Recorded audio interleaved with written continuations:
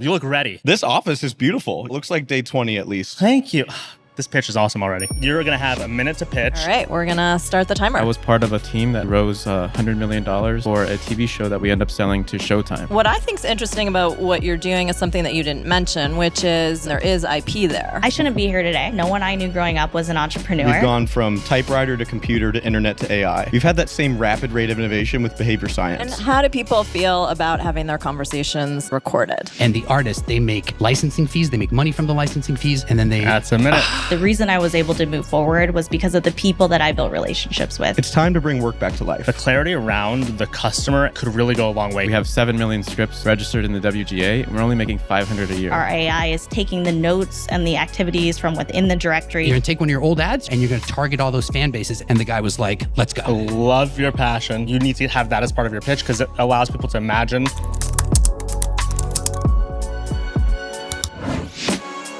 Welcome to the feedback loop. Let me begin by saying welcome to, I'll introduce myself in a second and so will Jenny, but to the new offices of Fragency. Bear with us, those who are watching and going, hey, this image seems different than the last one. And for those who are here and seeing us scramble around, we've moved over the past 4 days. The team here, round of applause to the team here, has been trucking the past 48 hours. And we're excited about it because we do this show and so many others out of the space. So we're going to see a lot of iterations and improvements over the next few weeks. With that in mind, let me introduce myself and then toss it to Jenny. I'll go first this time. Is that okay? Okay, thank you. I'm Sherveen. I'm the founder and CEO of Fragency. We are a venture-backed startup ourselves. We provide Hollywood-style representation to tech talent. I don't want to do too much shilling, so I'll leave it there. I'm an occasional angel investor. And most importantly, I love supporting shows, initiatives, and projects that we do at Fragency all the time, like the Feedback Loop, whether it's supporting job seekers, talent, or founders in the tech and startup ecosystem. This is my jam. This is also, I guess, I forgot to mention the New York Tech Week edition of this thing. Which means it's AI flavored. Most of the pitches are probably going to be AI as they are every week. That's just the flavor of tech today. Jenny, who are you? Who am I? Yeah, tell me. Wait, where am I? You haven't been here before. This is your first time in the new office. Welcome. Well, I'm actually here because I think that founders need support with this particular issue, which is around pitching. It's a pretty complicated thing to get right, but it can be, unlock a lot of opportunity when you nail it. And so you're a very good pitcher. You're a very good articulator of complex problems, and you're really able to distill things down to the essence, which I think is what founders need to do. So it's always fun sitting next to you and learning. I'm Jenny Fielding. I run a pre-seed fund called Everywhere Ventures, where we believe innovation is everywhere. We want to be where the best founders are, wherever they are. We write small collaborative checks, usually around $250K, into really small pre-seed rounds. We're generalists, but I'd say my focus is on 3 areas: money, health, and work. So I do a lot in fintech, digital health, and future of work automation. So that's me. Before we hop to founders and all that jazz, let's talk about the current moment as we do whenever we start these things. I think the major themes have to do with Series A crunch, or you have a different name you started to call it. I actually meant to ask you about that. The chasm, yeah. Was that just like randomly you said it and it stuck? Yes, the Series A chasm, because it's not just a crunch. It's, this kind of cliff that people are falling off. And so what we're seeing now is sometimes founders are raising up to 5, we won't call them rounds, we'll call them tranches of capital before they're able to raise a Series A. So think of that as like maybe a friends and family, an accelerator round, a pre-seed round, a seed, a post-seed, and then maybe kind of this top-up to get to an A. And so what's happening out there is the benchmarks all of a sudden have changed. So a couple of years ago, if you were doing $1 million ARR, no problem. Series A, as soon as, assuming you have some good growth rate. And then all of a sudden, things really changed. And now we're seeing that investors want 2 million. Sometimes they want 3 million, and they want your company growing super fast. So how are you supposed to do all those things with less capital? And so it's a really tough time for founders who are trying to kind of get to that next level. And then the stats are even kind of more shocking. So during the kind of boom years, everyone was able to raise their Series A. No, that's actually not true, but it was in, say, 37% was the graduation rate from seed to Series A. Now we're seeing it about 12%. And kind of like pre-COVID, pre-boom boom years, it was somewhere in the 25. So we're, still about halfway from. Does that feel like what it was in like 13, 14, or is that still? Well, those numbers were more in the 20, 25 range, right? Wow. So I don't have the numbers for 13 or 14. Because you for, and I, whenever we talk, I mentioned to it feels more like that phase. Yeah, but in 18 and 19, the graduation rates were still in the 20s. Do you consider 18 and 19 to be normal though? I guess like that's where I go like, those are still relatively frothy. Yeah, it wasn't 2021. That's true. Things were getting better. Well, here's the other question I have for you. I think of like the Series A as almost like a collection of mini pitches. If we think about this event, like some Series A founders get stuck on like not being able to meet metrics, but some I think get stuck on not being able to tell narrative about different portions of their metrics. I remember when we raised our $10 million Series A, we struggled for the first month. And a lot of that was a lot of advice I was getting and trying to integrate before I said, actually, I think all this advice is wrong. And then that's when I finally found success. I discarded it and retold the story from my perspective. Do you find when a founder of yours is struggling with the A, does it sometimes come to narrative, not just money? Again, because we think Series A, that's more about data, that's more about metrics, but sometimes the founders still can't articulate how all of that comes together. Yeah, I think Series A is tough, but if your first few rounds you're kind of pitching on vision, I think you do need to pitch on metrics. So when you were doing that with your A, you also had some pretty nice traction. So I think it's a combo. Oftentimes it's you get pushback on market size at the Series A. Right. So people are like, yes, you have the growth rate, yes, you have the metrics, but this is going to cap out. Right. And you'll often hear investors who have kind of PTSD from other companies that had a nice growth rate, and then they hit 20 million ARR, which to me seems like a ton, and then just kind of capped out, couldn't keep on going. So I think sometimes it is about, okay, these were our beachheads to get into this market, but this is our expansion larger plans. vision. Yeah, our larger story. No, it's super interesting. Well, with that in mind, let's zoom back out to the seed and pre-seed moment. Are we ready to do some founder pitches? We're ready. Let's bring up the first founder with a round of applause. You look ready. This office is beautiful. Thank you. It's only day one, so I'm going to half take the compliment and tell you come back next week and the week after. We're going to upgrade every single time. Deal, you can't tell. It looks like day 20 at least. Thank you. This pitch is awesome already. What? He knows his audience. Yeah. What is the name, before we get into it, what is the name of your company and of you as a human? Yeah, company is MatterMore, and my name is Matt Schenker. Matt, you're going to have a minute to pitch, and at that minute, we're going to cut you off, and then we're going to give you some feedback. Are you ready to pitch and hear some feedback? Yeah, you mind if I take a quick deep breath first? Go for it. Okay. I love it. On your go. This guy is going to kill it. I can feel it. All right. With that in mind, you have a minute. What are you building? I'm a behavior scientist. In the last 80 years, we've gone from typewriter to computer to internet to AI. We've had that same rapid rate of innovation with behavior science. How do you help somebody grow and perform their best sustainably? It's not a mystery. TikTok has built the best content recommendation engine by learning what you want based on what you do on their platform. The modern workplace is a data-rich platform. We shouldn't build more online video course libraries. We can deliver personalized upskilling to every employee within their flow of work. Learning should be based on us and brought to us. At MatterMore, we're ingesting manager one-on-ones to deliver unparalleled continuous feedback and skill development.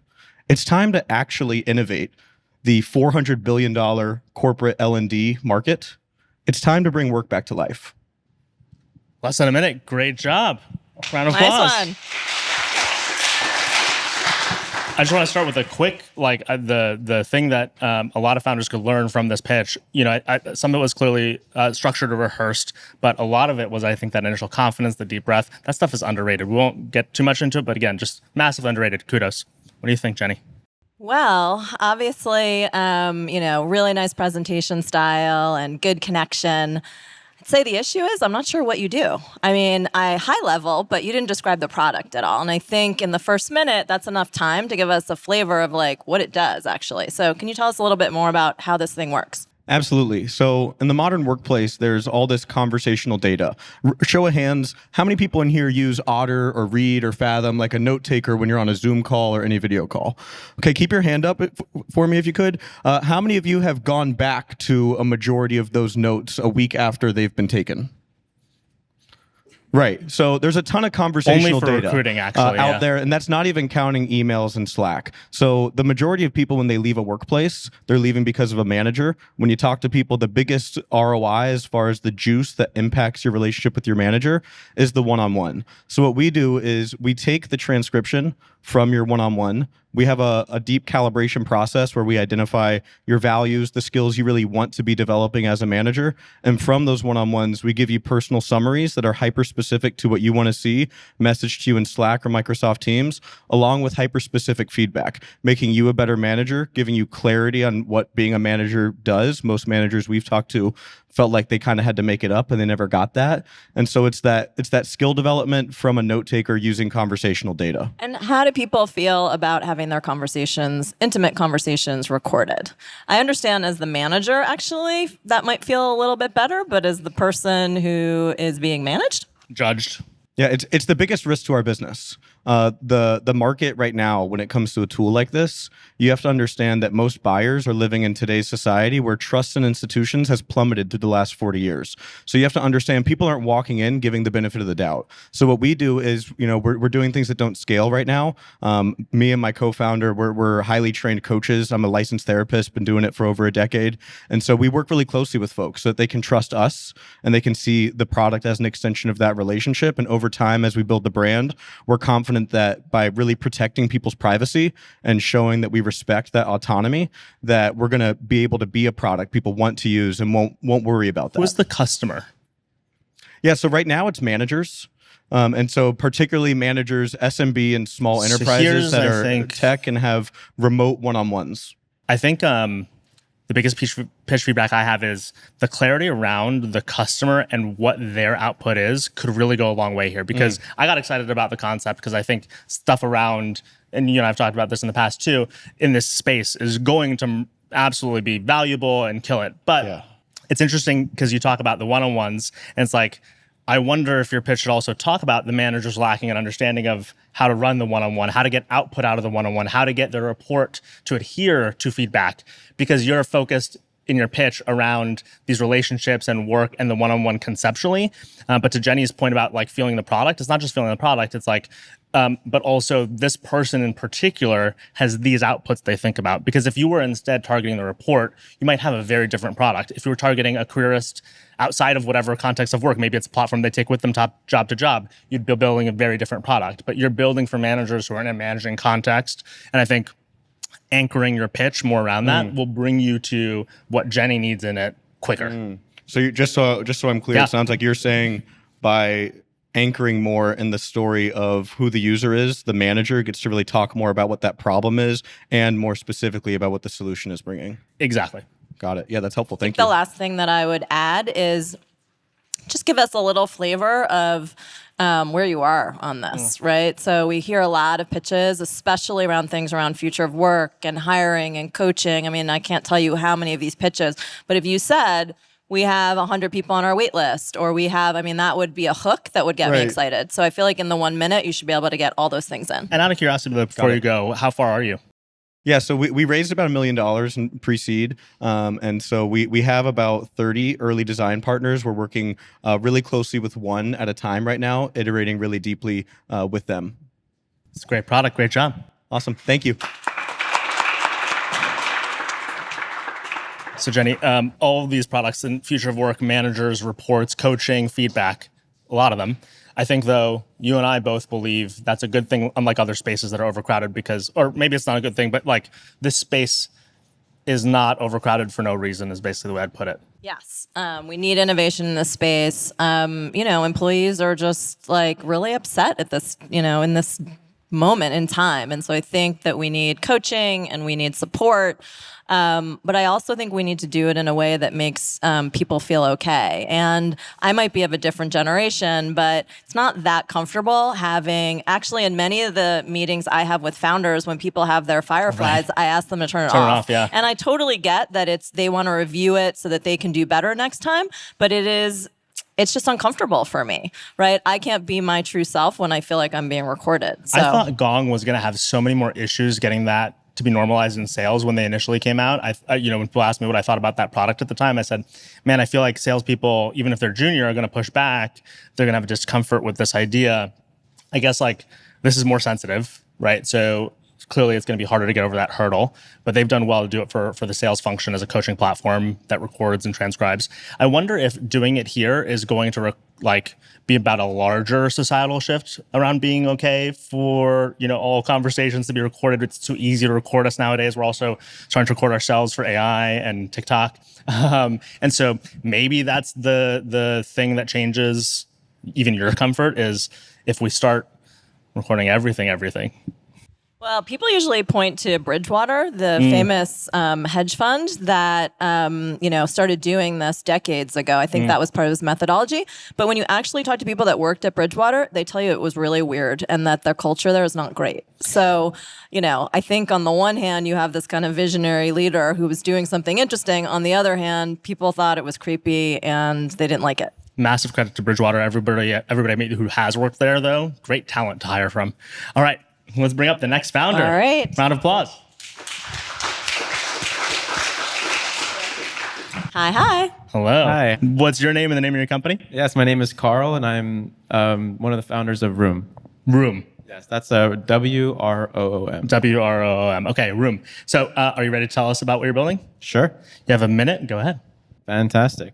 Well, so my background is in the film industry. I was part of a 3-person team that actually rose $100 million for a TV show that we end up selling to Showtime. And the production costs of traditional film is extremely expensive. In the low end, an independent film production, we're talking around $10,000 a day. So what we're trying to do at Wroom is we're trying to build an alternative production model that uses Gen AI. So from start to finish, we're looking forward to a future. We're building towards a future where single independent writers could actually upload their script and then work with AI agents to build their entire film in one platform. So we're an end-to-end service. We're very excited about that because oftentimes filmmaking is geographically locked or even locked by resources. We have 7 million scripts registered in the WGA, and we're only making 500 a year.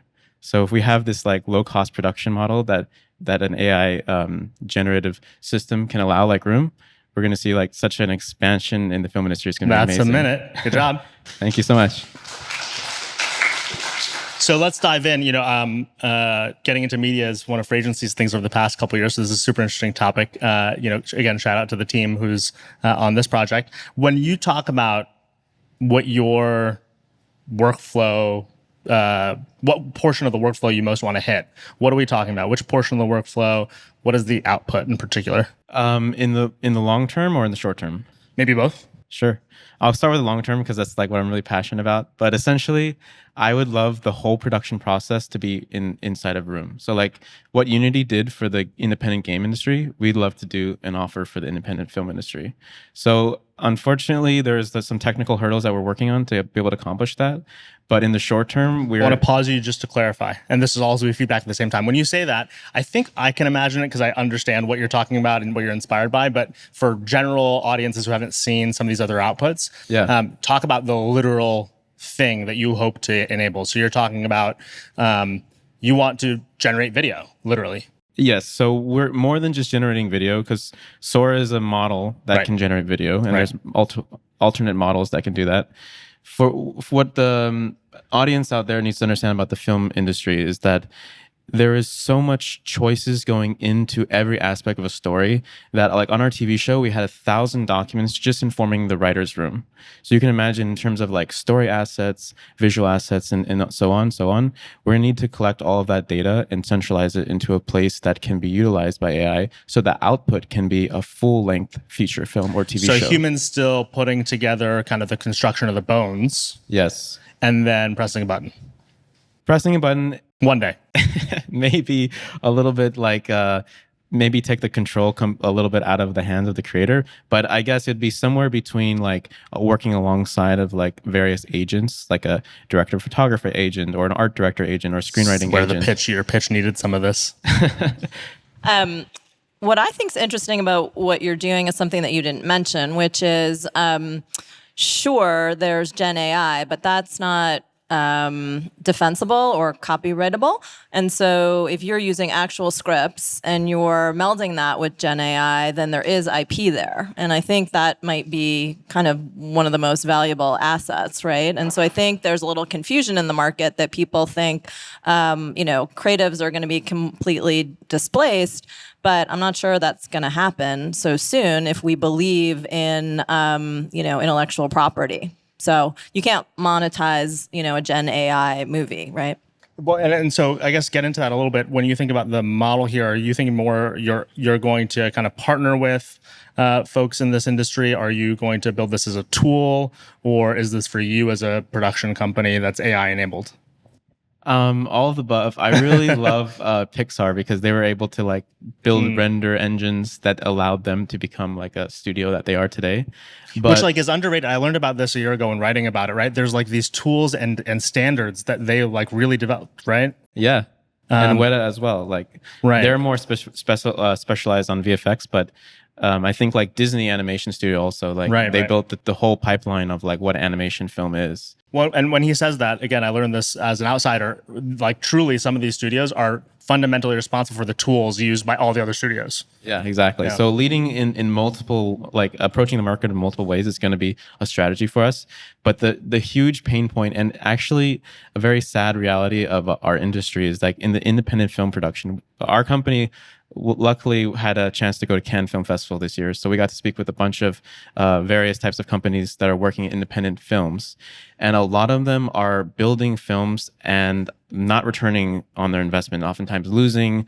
And it's a very frustrating marketplace to be.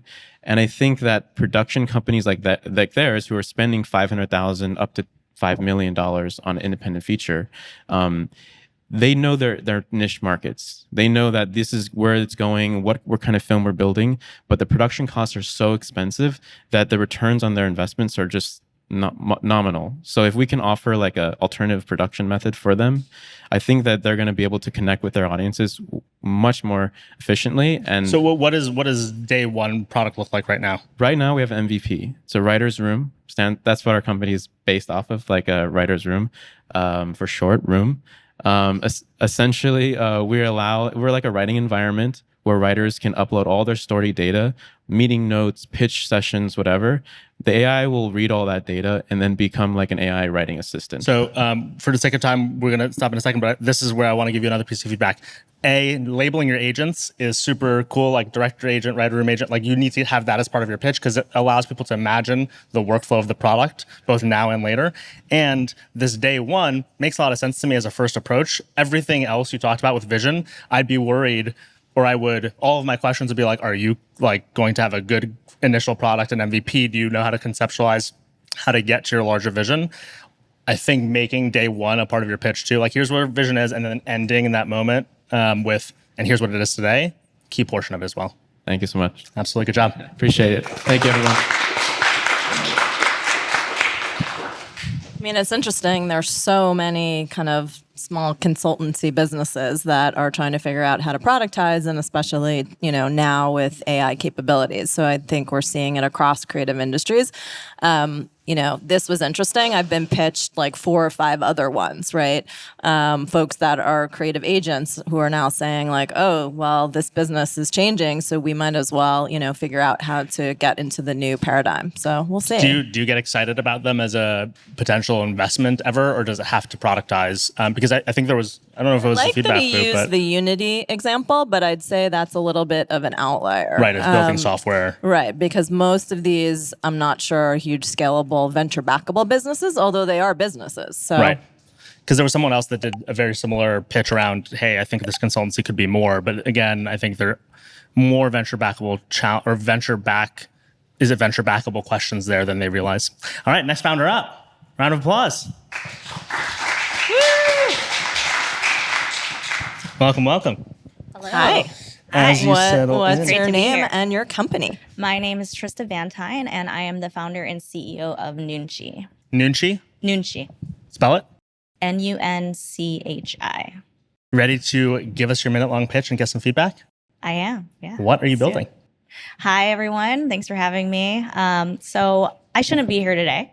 I grew up in a single earner household in rural Michigan. No one I knew growing up was an entrepreneur. So I collected a lot of professional and academic badges over the years. But the reason I was able to move forward was because of the people that I built relationships with. People helped me get from A to B, from B to C to now. Quality relationships are the biggest driver of economic and social mobility, as well as innovation worldwide. So with Nunchi, our new school SaaS membership tracking and management platform, we're equipping the millions of people who relentlessly spend their time understanding and supporting other people, find resources, connections, and realize their future self to do so better, faster, and easier with AI. We help organizations and their staff scale their people networks, and in parallel, we empower the individual members of those networks to crowdsource from within the membership to find the right people at the right time in their journey. So version 1 of our product was released last Friday. We'll have to give you a round of applause first. Don't worry, we'll continue. Version 1 was released. At 60 seconds goes fast. Yeah. So V1 of our product was released on Friday to a pilot customer that has 1,000 members. We have 3 additional pilot customers onboarding over the next couple months across co-working, universities, and the venture industry. It's great. Congratulations. Thank you. So great job on the pitch. Very clear, concise. I liked the narrative arc. I guess you got to get a little bit more in the 1 minute, but moving on a good trajectory. I think because we get pitched a lot of these types of platforms, community membership sort of things. Yeah, I think understanding the monetization is key. So I would add that into your pitch. Maybe you can tell us a little bit about that. Yeah, absolutely. So it's B2B SaaS. So we charge a per seat, based on the size of the membership and the number of users and the staff. But what's interesting, what we do is we also charge an annual fee based on the members, because we're focused on the organization's most valuable assets as people. And we actually use AI with our own knowledge center and pair it with the data that they have on their members, because all of our customers have some sort of application or an onboarding process to create this really nuanced intelligence directory that's a 360 understanding of each of the people in those networks. And we offer that part of the product to those individual members as well. So that gives us another monetization. And what's it like to sell? Are you selling into HR? And how is that? No, we're selling more directly right now with our pilot segments. We're selling directly to co-working owners, to university leaders and directors. Think, alumni associations, startup accelerators, and cohort groups and faculty memberships within university ecosystems. As well as when I talked about the venture industry, heads of platform that do a lot of community building and engagement with their portfolio, we talk directly to them as well. I guess I'm curious more about the innards of the product because of how many of these there are. So talk about some of the moments that you enable, right? I think that's the hard part about any of these is you can add AI on top of a directory and comms platform and compete directly with the other SaaS products in the space, which they seem to make a lot of money. So that might not be a bad idea. But what in particular does what do your AI specific workflows try to help people accomplish? So you'd be surprised that actually our biggest competitors are spreadsheets and Airtable and this mix up of several different platforms, SaaS tools that they're trying to create their own workflow with. So actually what we do by ingesting the data from those spreadsheets is we generate automatic visual people cards. So people cards. Cards, yeah. So imagine if you had your own baseball card or Magic the Gathering card, whatever floats your boat. So we do that, and then we use AI to constantly update those because we have a starting knowledge center where we're aggregating a lot of different sources of public information to keep those relevant and fresh. And then we allow staff to continually add notes where our AI is taking the notes and the activities from within the directory to continually refresh those cards as well. So it's like they can always jump into the middle of a conversation with a member. But then what does that enable? So let's say I have a community of 5,000 awesome and now very enriched profiles and cards. As that community leader, what do I get to enable, or what does the AI continue to do off of that? Yeah, it automates communication and outreach. So we also use AI to send messages between the members and between the staff. But really to that point, we actually want to offload some of that work from the staff. When I say that members can crowdsource and find people on their own, where our AI is also generating recommendations of people that they should be connecting with.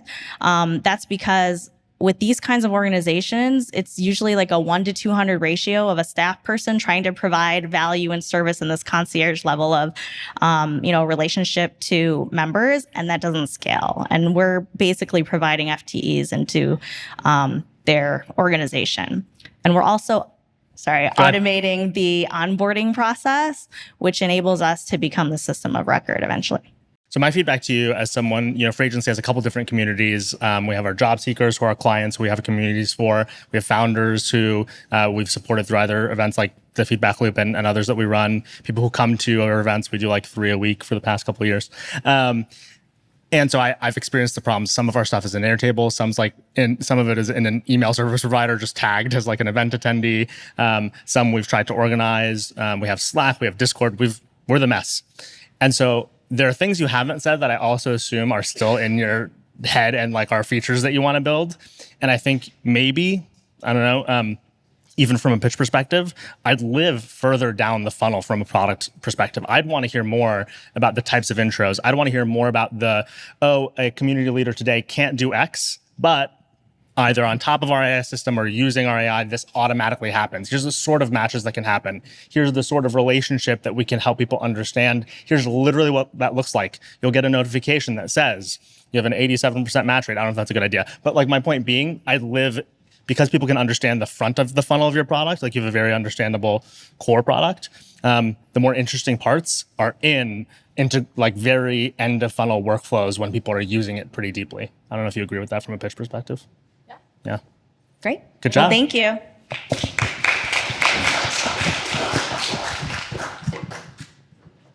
Slack, Discord, Circle.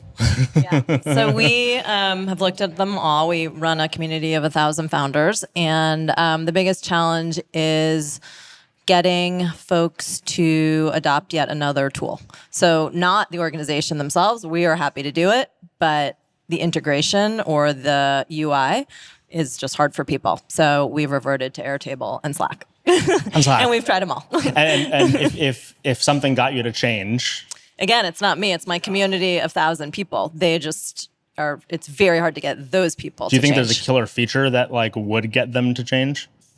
I think it just has to be an integration into something they're already using. So if it integrated with WhatsApp or something where our community is, potentially. It's a hard problem. All right, let's bring our next founder up. Round of applause.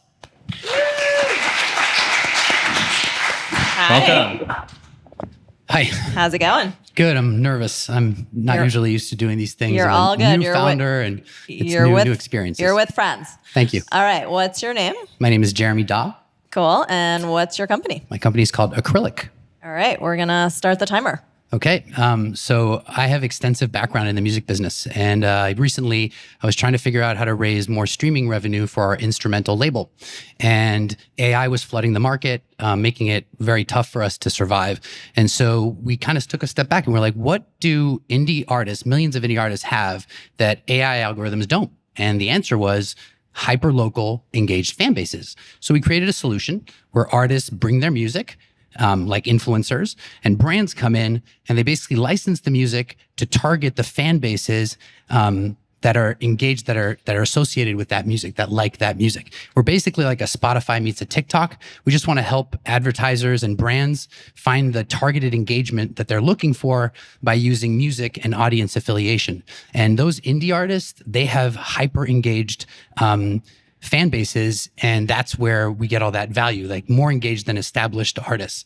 And the artists, they make licensing fees, they make money from the licensing fees, and then they— That's a minute. I was almost No there. worries. Good job. Good You job. didn't need to be nervous. And they You get the got through it. exposure. They make the Great money. They get pitch. the exposure for their music through the ads, which they're not getting right now. And I'm super passionate about this. Thank you.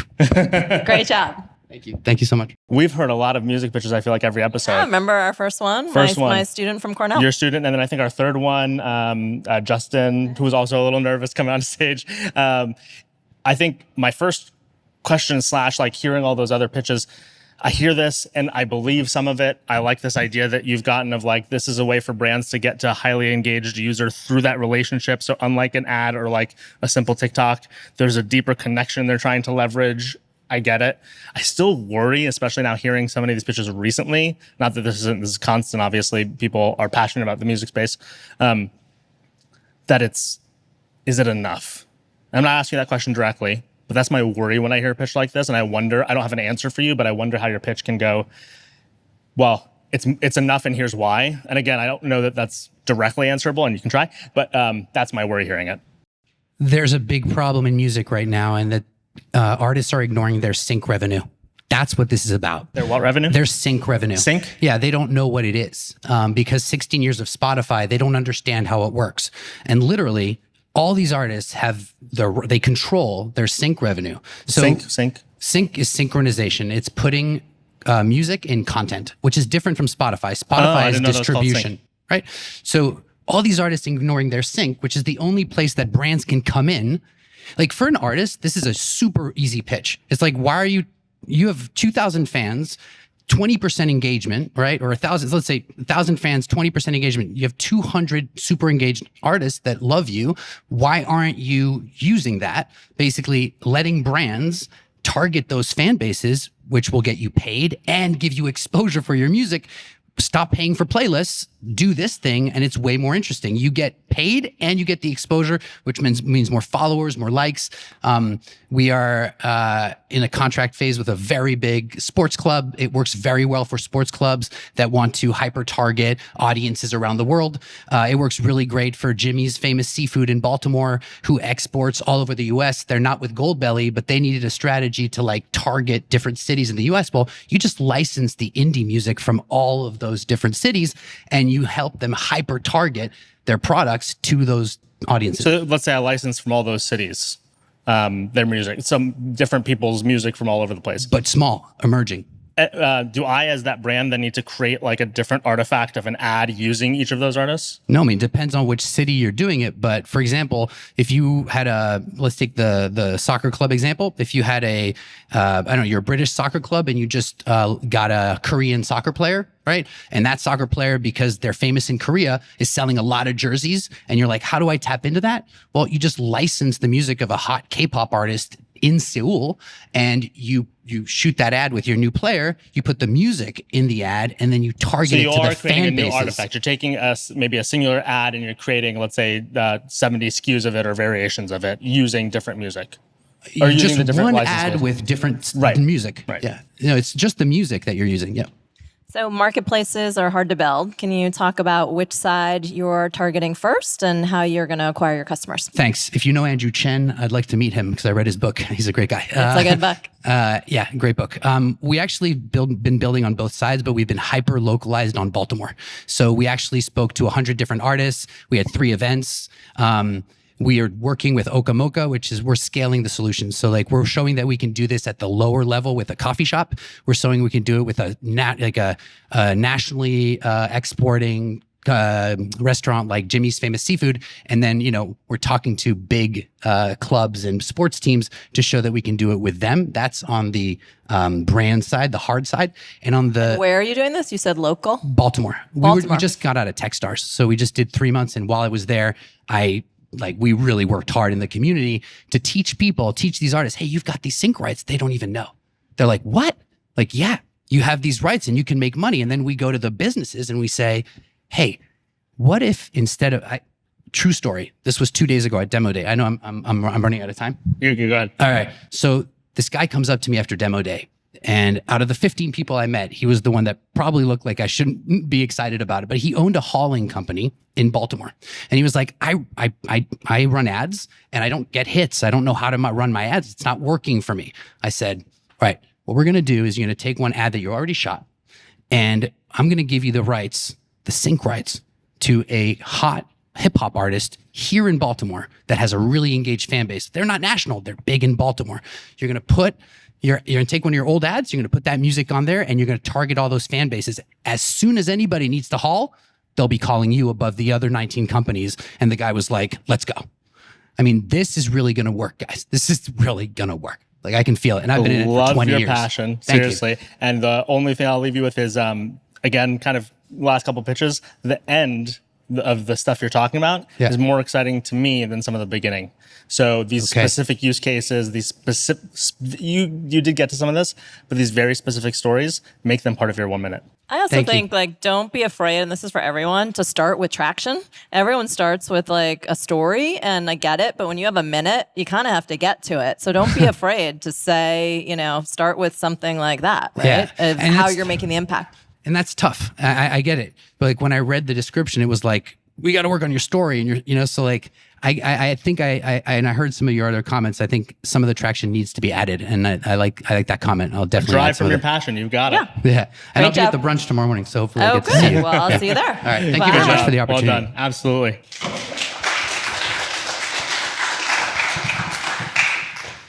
Music. Everyone thinks it's screwed up and needs to change. You believe it though, right? I think I like do. the last do. time I remember you talking I'm about a little it. worried about local just Right. because this is, it's going to take a lot of manpower in all of these places. But, I think it's actually a good place to start. So I think we just got to figure out how we go from Baltimore to the rest of the U.S. Well, and that's, I think, the thing that I worry about hearing these pitches is they sound like they come from such an impassioned entrepreneur every single time. But then I go, maybe all of these are marginal, unfortunately, right? Like the solution for the artist or the solution for the brand is good, but not good enough to create infrastructural behavioral change. And, someone's going to prove that wrong, but that's I think, the rub.